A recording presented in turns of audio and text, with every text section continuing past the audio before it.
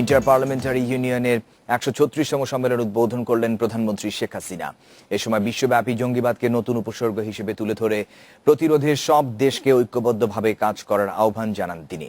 শনিবার সন্ধ্যায় জাতীয় সংসদ ভবনের দক্ষিণ প্লাজায় প্রধান অতিথির বক্তব্যে প্রধানমন্ত্রী আরো বলেন, শুধুমাত্র মমতা ও ভ্রাতৃত্ববোধেই ক্ষুধামুক্ত বিশ্ব করা সম্ভব।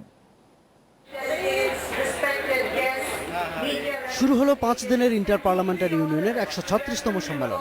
১০০-র বেশি দেশের পার্লামেন্ট সদস্যদের নিয়ে প্রথমবারের মতো আয়োজক বাংলাদেশ। শনিবার সন্ধ্যায় জাতীয় সংসদের দক্ষিণ প্লাজায় এর উদ্বোধন করেন প্রধানমন্ত্রী শেখ হাসিনা।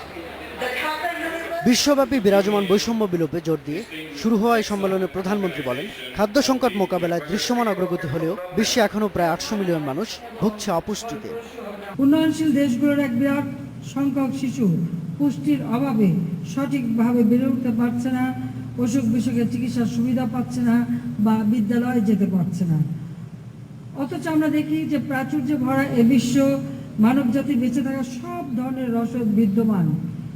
একটু সহানুভূতি, সহযোগিতা, পরস্পরের প্রতি মমতা ও ভ্রাতৃত্ববোধ বিশ্বকে এক নিমিষেই ক্ষুধামুক্ত করতে পারে। বর্তমান বিশ্বে জঙ্গিবাদকে নতুন উপসর্গ উল্লেখ করে প্রতিরোধে ঐক্যবদ্ধ উদ্যোগ নেওয়ার আহ্বান জানান প্রধানমন্ত্রী। বিশ্ব নতুন এক উপদ্রবের মুখোমুখি হয়েছে, সেটা হচ্ছে সন্ত্রাস ও জঙ্গিবাদ। নিরীহ মানুষের জীবন কেড়ে নিচ্ছে, মানুষের শান্তি বিনষ্ট করছে।